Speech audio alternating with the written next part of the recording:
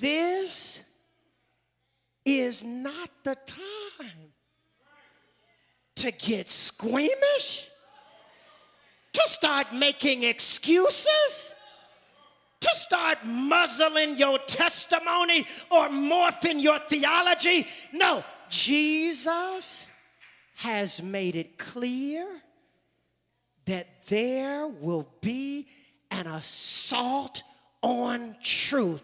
Apostasy will reign, but he will communicate messages to bring individuals back to truth. That first angel's message is followed by a second angel who says, Revelation 14 verse 8, Babylon is fallen.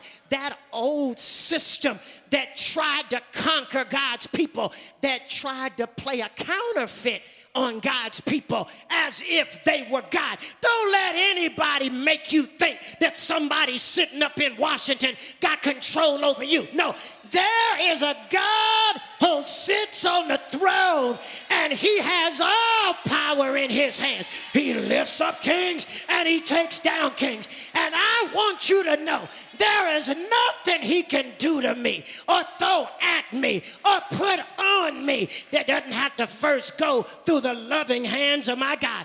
And my God has made it clear that we are not just in this story, we are victors through the story. All throughout Revelation, there are these 7 churches, and they are representative of the different epochs of church history. And when God, through John, gives them their challenge, to each of them he says, now he that overcomes, he that overcomes, he that overcomes. It means there's going to be trial and there's going to be tribulation. You're going to make yourself cry sometimes, and you're going to have to walk alone, and people might despise you, and people might reject you, and people might revile you and say all manner of things falsely against you for my sake. But rejoice and be exceedingly glad, for great is your reward in heaven. For so persecuted they the prophets which were before you. John repeatedly says, I need you to be an overcomer. Over and over again. To each of the churches,